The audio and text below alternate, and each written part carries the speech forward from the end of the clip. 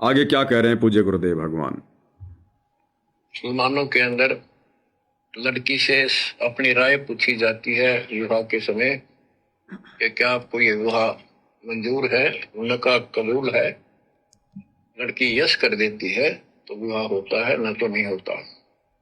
ये स्वतंत्रता बेटी को है। तो इस बात का ध्यान आप और हम भाई बहनों ने भी रखना है। उसने यस कर दी, विवाह होगा। उनका पति बहुत बड़ा अधिकारी था, अफसर था, साहब था। मुसलमानों में एक से अधिक विवाह भी हो जाते हैं, सामान्य बात है। अब आगे सुनिए ध्यान से। तो उसने यही विचार किया था कि तो शादी और कर लेगा, वहां दबाव बनाओगे ना तो मर जाओगे, और क्या इलाज है। तो उसने अपने पति से अपना उद्देश्य बता दिया, मैं भक्ति करना चाहती हूँ, मेरी कतई तमन्ना नहीं है कोई शादी और बच्चे पैदा करने की। यदि आप मेरे साथ जबरदस्ती करोगे तो मैं सुसाइड करूंगी। क्या कह रहे हैं पूज्य गुरुदेव भगवान। देखो भाई और बहनों, इन कथाओं के माध्यम से गुरुदेव आप और हमें समझाना चाह रहे हैं कि आप और हमने किस प्रकार से अपना बचाव करना है, हम कैसे बच सकते हैं, क्या फॉर्मूले लगाने हैं। तो राबिया ने क्या किया, माता पिता की बात तो मान ली और सोचा कि मैं अपने पति से बिल्कुल साफ साफ कह दूंगी, मानेगा तो ठीक है, नहीं तो सुसाइड कर लूंगी, आत्महत्या कर लूंगी। वो इतनी दृढ़ थी कि मैं बकवाद में पांव नहीं दूंगी, मैंने आत्मा का कल्याण करवाना है।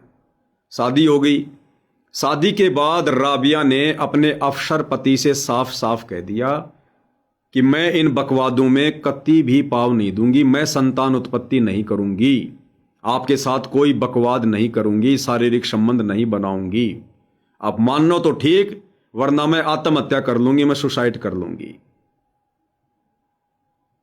अब आपने सुना होगा भाई और बहनों, बाकी मामलों में तो गुरुदेव भगवान कहते हैं कि बच्चों आत्महत्या करना कोई अच्छी बात नहीं है, सुसाइड करना कोई विकल्प नहीं है।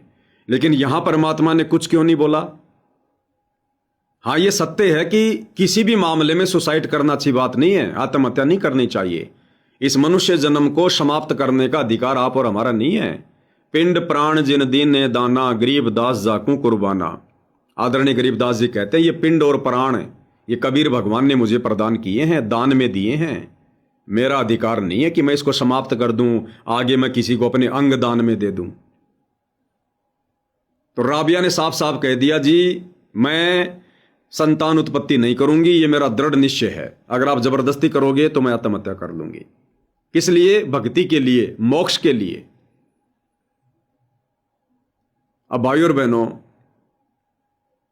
विचार करो, अगर राबिया जितनी दृढ़ता यदि वर्तमान में माता बहनें करें, क्योंकि ठीक है भाई, जब तक ये ज्ञान अच्छे से समझ में नहीं आया था या नाम उपदेश नहीं मिला था, आपके रमणी हो गई, आपकी शादी हो गई, आपके बच्चे हो गए, कम से कम अब तो समझ में आ जाना चाहिए।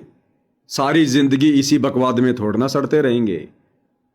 अगर पहले ज्ञान नहीं था तो अब समझ लो। अब तो कम से कम राबिया के उदाहरण को ध्यान में रख कर दृढ़ हो जाओ। साफ साफ कह दो, अगर आपका पति नहीं मानता है तो आपकी पत्नी नहीं मानती है तो साफ साफ कह दो, भाई मुझे आत्म कल्याण करवाना है, मुझे ज्ञान समझ में आ गया है, बच्चे उच्चे पैदा हो चुके हैं, वंश तुम्हारा चल गया है, ना चले तो मैंने ठेकेदारी नहीं ले रखी है, मैंने अपनी आत्मा का कल्याण करवाना है। ऐसे ऐसे वंश मैंने ना जाने अरबों खरबों चला के छोड़ दिए। लग 84 योनियों में कुतिया बन के, गधी बन के, ना जाने कितने वंश चला रखे हमने। मनुष्य जन्म प्राप्त करके ना जाने आज हमारे नाम के शहर बसे हुए हैं, गांव बसे हुए हैं, कितने वंश चल रहे होंगे हमारे नाम के। ये वंश मैंने बहुत चला लिए, इन वंश से मुझे कुछ नहीं मिला।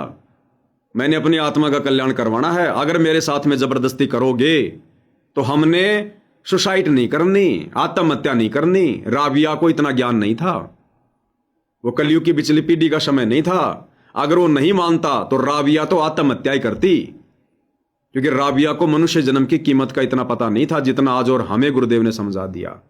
तो हमने आत्महत्या के लिए नहीं बोलना है, सुसाइड के लिए नहीं बोलना, नहीं तो वही गला दबा देगा, उसी समय ध्यान रख लेना काल प्रेरणा से। हमने संघर्ष करना है ज्ञान आधार से। प्रथम तो उसको समझाना है प्यार प्रेम से, लड़ाई झगड़ा नहीं करना कि भाई आप भी समझो इस ज्ञान को। असंख्य जन्म हो गए बकवाद करते हुए, और क्या मिल जाएगा? और इतने दिनों में क्या मिल गया? आपने कितनी बार मेरे साथ में बकवाद कर ली? क्या आपकी आत्मा की तृप्ति हुई? क्या ये काल आगे से आगे फिर से वही इच्छा मन में ये पैदा कर देता है? क्या एक बार, दो बार, चार बार संभोग करने से इस मन की कोई तृप्ति होती है क्या? लाख बार कर लो तो भी नहीं होगी।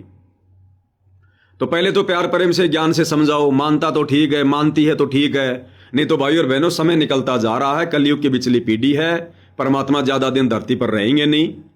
अब हमने संघर्ष करना पड़ेगा, हमारे सामने एकमात्र यही विकल्प है। साफ साफ कह दो, मैं बकवाद नहीं करूंगी, बाकी तुम्हारे घर का सारा काम करूंगी। तुमने पैर दबवाने हैं, तुम्हारे पैर भी दबाऊंगी अगर कोई दिक्कत है तो। तुम्हारे माता पिता के कपड़े धोऊंगी, खाना बनाऊंगी, तुम्हारे कपड़े धोऊंगी, बच्चों के कपड़े धोऊंगी, सारा काम करूंगी, खेत का काम करूंगी। लेकिन मैं बकवाद नहीं करूंगी, मैंने आत्मा का कल्याण करवाना है। अगर आपने दृढ़ निश्चय कर लिया कि भाई घर छूटो चाहे जग रूठो, चाहे रूठो ये संसारा हो, कौन सुनेगा मेरी काल लोक में जब गुरु रूठ गया मेरा हो, और गुरु रूठेगा इन बकवादों से, तो क्या परमात्मा फिर हमारा साथ नहीं देगा? अगर हम इतने दृढ़ हो जाएंगे, इतनी दृढ़ इच्छा शक्ति हमारे अंदर पैदा हो जाएगी, तो भाई और बहनों यकीन मानना, कलयुग की बिचली पीढ़ी है, परमात्मा अंतर्यामी है, हम उनकी शरण में हैं। परमात्मा आपका घर भी नहीं छूटने देगा, आपका घर भी नहीं टूटने देगा। आपकी दृढ़ इच्छा शक्ति को देख के परमात्मा आपके भगत के विचार चेंज कर देगा, आपके पति के संस्कार चेंज कर देगा परमात्मा। भले घर में थोड़े दिन झगड़ा हो, लड़ाई हो, थोड़ी बहुत मार पिटाई हो, कोई बात नहीं। इस भगवान और भक्ति के लिए मीरा पिटी, धुरु पिटा, प्रहलाद पिटा, हमारे भगवान 650 साल पहले पिटे, आज हमारे गुरुदेव 30 दिन का रिमांड सहन किए। तो आप और हमारी आत्मा को तो कल्याण होना है, फाइनल समय है। अगर पिट भी लेंगे तो कौन सी बड़ी बात है, वरना फिर बाद में धर्मराज के दूतों के डंडे खाएंगे, वहां फिर पिटाई खानी पड़ेगी हमारे को। अगर हमारी दृढ़ इच्छा शक्ति है कि मैंने बकवाद नहीं करनी, चाहे कुछ भी हो जाए, चाहे घर छोड़ना पड़ जाए, चाहे कहीं किराए पे मकान लेके कहीं किसी फैक्ट्री में काम करना पड़ जाए, चाहे मायके जाके बैठना पड़ जाए, लेकिन मैं अब ये बकवाद नहीं करूंगी, नहीं करूंगा, तो परमात्मा फिर दूर थोड़ी है भाई और बहनों। अरे रावण की पत्नी से परमात्मा ने भक्ति करवा दी। रावण जैसा अड़ियल, रावण जैसा बदमाश और बकवादी कोई है क्या? किसी की बोलने की हिम्मत नहीं थी उसके सामने। लेकिन जो उसकी पत्नी थी मंदोदरी, उसकी भक्ति करने की इच्छा थी। चंद्र विजय भाट की उस पत्नी से सत्संग सुन सुन के उसमें प्रबल इच्छा हो गई भक्ति करने की, कि अब की बार तेरे गुरुजी आवे तो मुझे बताइए। तो परमात्मा ने मंदोदरी से भक्ति करवा दी, रावण को प्रेरणा कर दी। रावण ने मंदोदरी को दुखी नहीं किया, परेशान नहीं किया। तो क्या नहीं कर दे भाई और बहनों परमात्मा।